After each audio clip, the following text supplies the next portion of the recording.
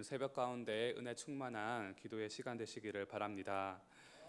대학생 때 캠퍼스를 걷고 있었습니다. 한 사람이 저에게 다가와서 말을 걸었습니다. 예수님 믿으세요? 그래서 제가 예수님 믿고 있습니다 라고 대답을 했습니다. 혹시 거듭나셨어요? 다시 물었습니다. 그래서 네, 거듭났습니다 라고 대답을 했습니다. 그러자 또 물었습니다. 정말 진짜로 거듭나셨습니까? 라고 물었습니다.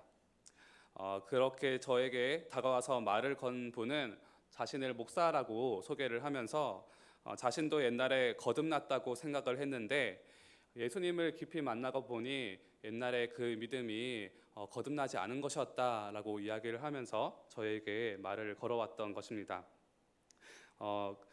그렇게 계속 물으니까 저도 의심이 생겼습니다. 어렸을 때부터 교회를 다니면서 계속 거듭남에 대해서 이야기를 들었지만 그게 뭔지 딱히 설명할 만한 언어가 제 속에는 없었습니다. 그 이후로 거듭남에 대해서 저는 한참 고민을 하게 되었습니다. 그리고 내린 결론은 제가 예수님을 믿고 성령을 받고 거듭난 것이 분명하다라는 것입니다. 그런데 저는 이 거듭남이라는 단어가 무엇인지 몰라서 답을 하지 못했던 것입니다. 주변에서는 그 분이 이단일 수도 있다라고 경계를 해주었습니다. 생각을 해보니 정말로 이단이었을 수도 있겠다라는 생각도 들고 또는 좀 과하다라는 생각도 들기도 합니다. 그런데 그분의 어떠함과는 상관은 없이 저는 개인적으로 그 기회를 통해서 영생과 또 믿음에 대해서 더 잘 알 수 있는 좋은 기회가 되었습니다. 오늘 본문 말씀에서는 이렇게 진리와 영생에 대해서 고민을 하는 한 사람이 나옵니다.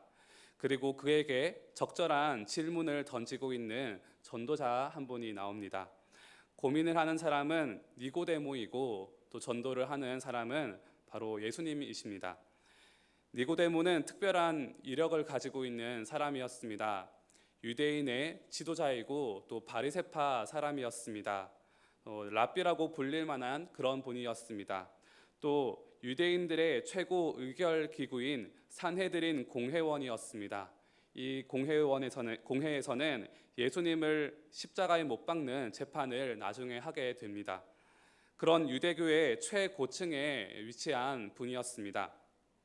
그런데 그 사람이 다른 사람의 이목을 피해서 예수님을 찾아왔습니다. 진리에 관한 솔직한 질문들을 가지고 왔습니다. 2절에서 우리가 당신은 하나님께로부터 오신 선생님인 줄을 아나이다 라고 예수님께 이야기를 걸었습니다. 니고데모는 예수님께서 하신 기적들과 또 말씀들을 듣고 또 보니 또 이 예수님께서는 메시아인 것은 몰랐어도 하나님께서 보내신 그런 선생님인 줄은 분명하다고 생각을 했습니다.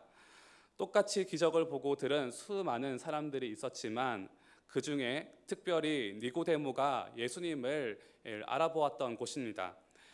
이것은 하나님께서 니고데모를 구원하시려고 성령을 통해서 인도해 주셨기 때문일 것입니다. 이 말을 들은 예수님은 대뜸 이렇게 대답을 하십니다. 진실로 진실로 내게 이르노니 사람이 거듭나지 아니하면 하나님의 나라를 볼 수 없느니라. 예수님은 니고데모의 지적인 수준과 또는 호기심에 맞춰서 교리적인 이야기를 시작하셨습니다. 사람이 2번 태어나야 천국에 들어가고 또 천국을 볼 수가 있다라는 말씀을 하셨습니다. 니고데모는 예수님에게서 생전 듣지도 못한 이야기를 지금 들었습니다. 이해하지도 못하는 그런 지식이었습니다. 니고데모는 영적인 진리에 대해서 갈급함은 있었고 또 구원받도록 인도함은 받고 있었습니다. 하지만 이렇게 예수님과 대화를 하면서 예수님의 전도를 받기 전에는 그것을 알고 깨달을 만한 그런 지혜와 지식이 없었습니다. 우리도 예수님을 믿고 알게 된 것은 이렇게 누군가의 전도를 통해서 성령님이 우리의 눈을 밝히시고 깨닫게 하셨기 때문입니다. 니고데모는 어떻게 다 큰 사람이 2번 날 수 있습니까? 라고 물었습니다. 그때 예수님께서 말씀하시기를 진실로 진실로 내게 이르노니 사람이 물과 성령으로 나지 아니하면 하나님의 나라에 들어갈 수 없느니라. 이렇게 거듭날 수 있는 방법에 대해서 말씀을 하고 계셨습니다.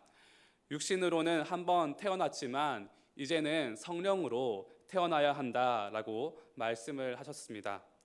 그래도 이해 못한 니고데모가 9절에서 어찌 그런 일이 있을 수 있나이까 하고 되묻습니다. 그래서 그 뒤에 이어지는 말씀 속에서 예수님은 니고데모에게 복음의 진수를 알려주셨습니다. 우리가 잘 알고 있는 요한복음 3장 16절까지 또 그 이후에 이어지는 말씀입니다. 하나님이 세상을 이처럼 사랑하사 독생자를 주셨는데 왜냐하면 그를 믿는 사람마다 영생을 얻게 하려고 보내셨다라고 자신에 대해서 설명하시면서 전도하셨습니다. 요한복음 3장은 니고데모가 예수님과 대화를 하고 그것을 이해했다거나 또 깨달았다라고 말씀하고 있지는 않습니다. 하지만 그 뒤에 요한복음 7장에서 니고데모가 예수님에 대해서 변호를 하고 또 19장에서는 예수님께서 돌아가셨을 때 장사 지내는 것을 도와주었습니다. 니고데모는 이날 예수님과의 대화 속에서 복음의 진수를 듣고 점점 깨달아지게 되었습니다. 그리고 결국은 예수님의 제자가 되었습니다. 오늘자 바이블 타임은 요한복음 3장 4장 말씀입니다. 3장에서는 오늘과 같이 이야기 나눈 것 같이 니고데모와 대화를 나누었고 4장에서는 우물가에서 만난 사마리아 여인 이야기가 나옵니다. 예수님은 그때에도 여인에게 물을 달라고 하시면서 여인을 전도하셨습니다. 평소에 여인이 가지고 있던 영적인 문제에 대해서 짚어주시고 또 예배에 대해서 궁금한 것이 있었는데 그것을 답해 주셨습니다. 여인은 예수님의 말씀을 듣고 예수님이 메시아인 것을 알게 되었고 또 마을에 들어가서 예수님에 대해서 소개해 주게 되었습니다. 그래서 이 마을 전체가 전도되었습니다. 예수님은 계속해서 전도하셨습니다. 이후에 갈릴리 가나에 들어가셨습니다. 거기에서 왕의 신하가 병든 자기의 아들을 고쳐달라고 요청을 했습니다. 예수님이 고쳐주셨고 그래서 왕의 신하와 그의 온 집안이 예수님을 믿게 되었습니다. 첫 번째로는 니고데모와 같은 사람에게는 신학적인 질문을 던지면서 궁금했던 진리를 가르쳐 주셨습니다. 그렇게 전도하셨습니다. 두 번째로는 우물가의 여인에게 영적인 목마름을 해결해 주고 또 예배에 대한 궁금증을 해결해 주시면서 전도하셨습니다. 또 세 번째로는 아들이 병에 걸렸던 신하에게는 병을 고쳐주면서 전도하셨습니다. 예수님께서는 가시는 곳마다 사람들에게 맞는 방법으로 이렇게 전도하고 계셨습니다. 마가복음 1장 38절에서 이렇게 말씀하십니다. 예수님께서 이르시되 우리가 다른 가까운 마을들로 가자. 거기서도 전도하리니 내가 이를 위하여 왔노라. 예수님께서는 여러 회당과 동네에서 전도하셨다고 복음서 곳곳에서 증거하고 계십니다. 천사가 빌립 집사님에게 나타나서 남쪽에 있는 광야로 가라고 말씀을 하셨습니다. 그래서 집사님은 순종하여서 남쪽으로 내려갔습니다. 그곳에서는 에디오피아 여왕의 국고를 맡은 관리인이 있었습니다. 예루살렘에 예배하러 갔다가 다시 에디오피아로 돌아가는 길이었습니다. 빌립이 가보니 수레를 타고 있었는데 그분이 이사야서를 읽고 있었습니다. 그래서 물어보았습니다. 읽고 있는 것을 깨닫고 계십니까? 그 관리가 대답했습니다. 지도해 주는 사람이 없어서 어찌 깨달을 수 있겠습니까? 그래서 빌립 보고 수레를 타라고 이야기했습니다. 마침 그 관리가 읽고 있던 성경은 이사야 53장 말씀이었고 메시아에 관한 그런 예언이었습니다. 관리는 여기서 죽는 사람이 누구냐라고 이렇게 물어보았습니다. 빌립은 그분이 예수님이라고 대답을 하면서 복음을 전했습니다.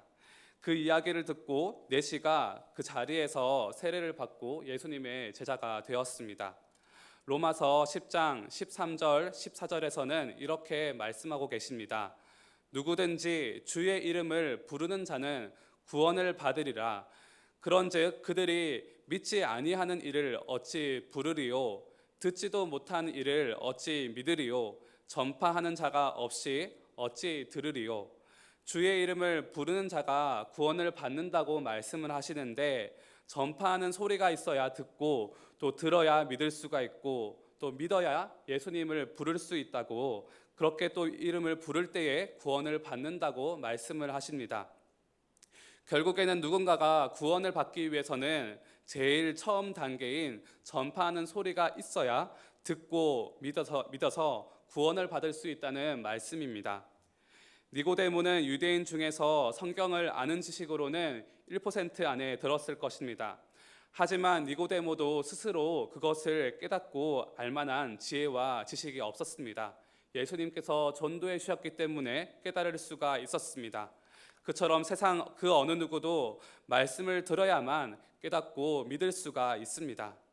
하나님께서는 그래서 고상한 방법이 아니라 전도에 미련하는 것으로 사람들을 구원하기로 작정하셨다고 말씀하셨습니다.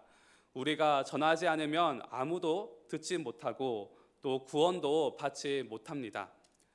언제 조사인지는 알 수가 없지만 미국의 소매상 협회에서 이런 조사를 했다고 합니다. 전화 텔레마케팅을 하는 판매원의 48%가 판매 대상에게 한 번 전화하고 포기를 했다고 합니다.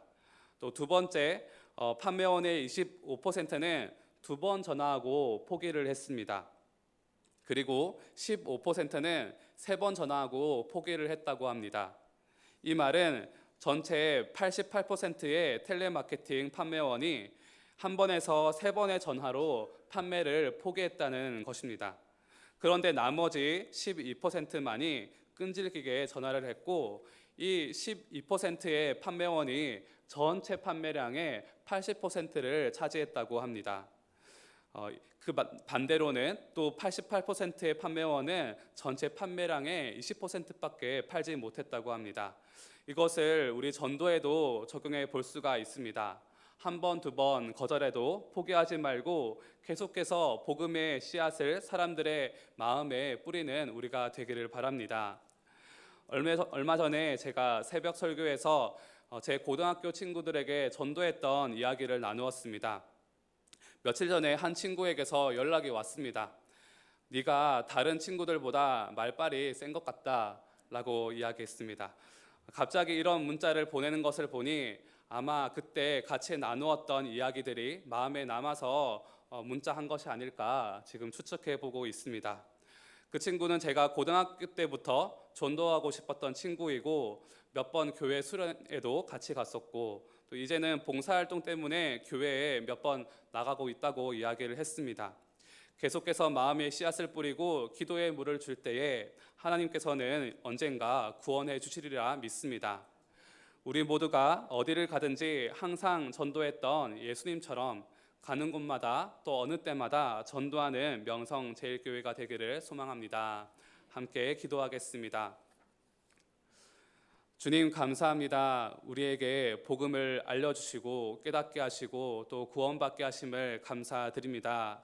그 은혜 감사여서 우리도 또 오늘 하루도 또 새세명 축제까지 주님의 복음의 말씀을 전하면서 사람들을 구원으로 인도하는 우리 모두가 될 수 있도록 은혜를 더하여 주옵소서.